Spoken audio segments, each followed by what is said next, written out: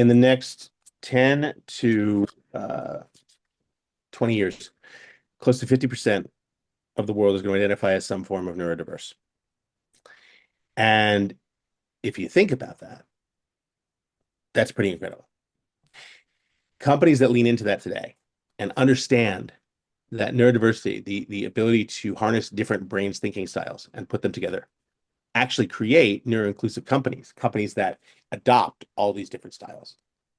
The benefits are enormous. There are financial benefits, there are longevity benefits, there are culture benefits. It is amazing how companies can grow when they realize that not everyone thinks the same and they lean into embracing that versus saying you all have to do one thing the same way.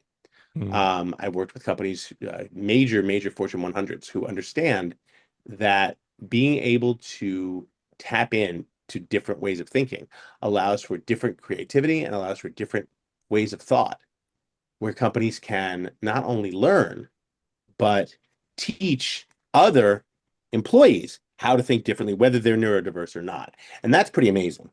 So the premise of understanding that different brains think differently, but can create better solutions, as opposed to this is the way we've always done it, so we have to do it this way, is a wonderful way to learn. A lot of companies are afraid of that. They're afraid of learning, trying new things because that's the way we've always done it before.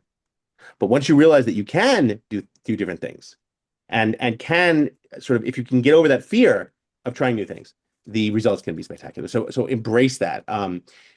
Create groups within your company, affinity groups that are willing to reach out to these kind of employees who are now more than ever willing to talk about their neurodiversity, and employees who are willing to say, yeah, I think differently and here's the benefits to it.